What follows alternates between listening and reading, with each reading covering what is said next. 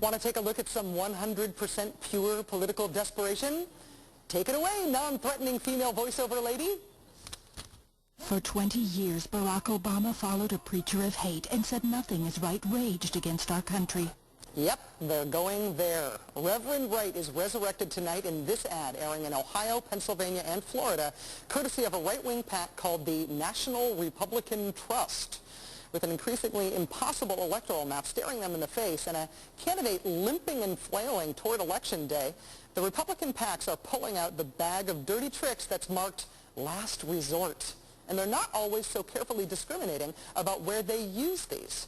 In Michigan, early this month, John McCain abandoned ship and left his down-ballot Republican cohort to fend for themselves, taking his campaign ads, his money, and his coattails to states he might actually win. That's left Barack Obama with an average lead of 17 points in the Michigan polls. But stripped of its swing state status with virtually no candidate presence, Michigan is still turning out to be a laboratory for some of the nastiest campaign messaging that's out there today. The Stop Obama bus tour, brought to you by a right-wing PAC, is winding its way through Michigan right now, spreading the Obama is a commie smear. The same group is running ads in Michigan linking Obama to Jeremiah Wright, Bill Ayers, and former Detroit Mayor Kwame Kilpatrick. Is the idea to try to keep Barack Obama from being elected? Or is the idea to destroy Obama, even in the event that he does win? Are we seeing the first act of a permanent campaign against a President Obama? Joining us now, Michigan Governor Jennifer Granholm. Governor Granholm, thank you so much for joining us. Oh, Rachel, it is so great to be on. Thanks so much for having me on. Sure. When the Republicans and the McCain campaign moved out of Michigan, as a Democratic governor, I imagine you might have had some mixed feelings. I mean, no longer subject to the attention that a swing state gets, but that being so for the best possible reason, which is that the Democrats were really trouncing the Republicans in your state.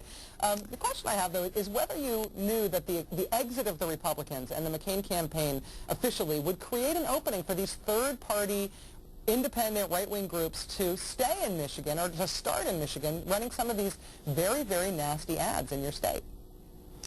Well, Rachel, they were negative before they pulled out. You know, we know that George Bush pulled out of Michigan 8 years ago. We are the poster child of a state with that has suffered under the Bush administration, and so they've tried for a long time to try to distract Michigan citizens. But you know what? The reason why he's doing so well, or Barack Obama is doing so well, is because we understand what is really important here. We are all about jobs. I just left a county, Livingston County, which is a fairly conservative county. And by the way, they made sure I told you to say hello, that they love you. But it was a packed Democratic kickoff.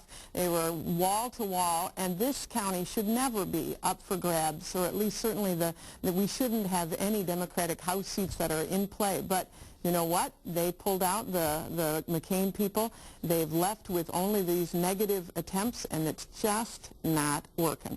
I think what we're seeing with these sort of nasty smear-style campaigns from the right is an effort to try to really to pick scapegoats, to get people to turn their anger about economic conditions on people who would be politically convenient to blame. You think that Michiganders are not falling for it. How would you assess the mood of people in your state?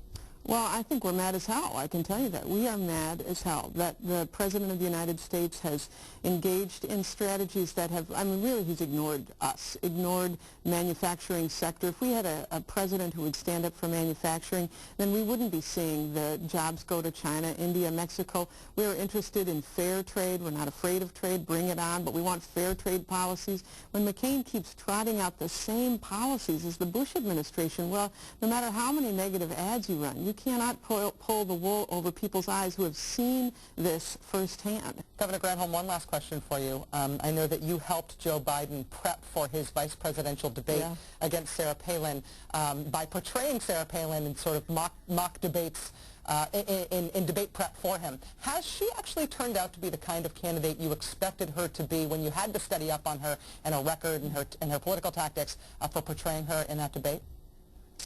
You know, I would say no, she has not. When we first went into this debate prep, I believed that she was qualified, but just not quite ready yet.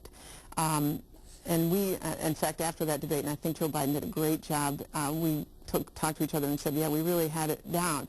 But I think that we've all seen and watched her evolution as a candidate, and that she would be a heartbeat away, I think gives a lot of people pause on both sides. And so she hasn't quite turned out the way we initially thought she was going to be. Does that mean that you no longer think that she's qualified, or you think she's just less ready than you even thought before? Well, I think that a governor is qualified. A governor, as a credential. Governors, we handle a lot of stuff in our states. However, the question is, can you be qualified and not quite ready for prime time? And I think that's probably more where she is. The reality is, I think people need to look very carefully at these candidates, and are they ready to step into the most powerful position in the world? And I think that she has demonstrated over time that that's not quite where she is. Not that she's not qualified as a governor, but that she's not quite ready in terms of the number of years she's been in the position. Michigan's Governor Jennifer Granholm, thank you so much for your time tonight. I really appreciate it. Rachel, thanks for having me on. I sure appreciate it.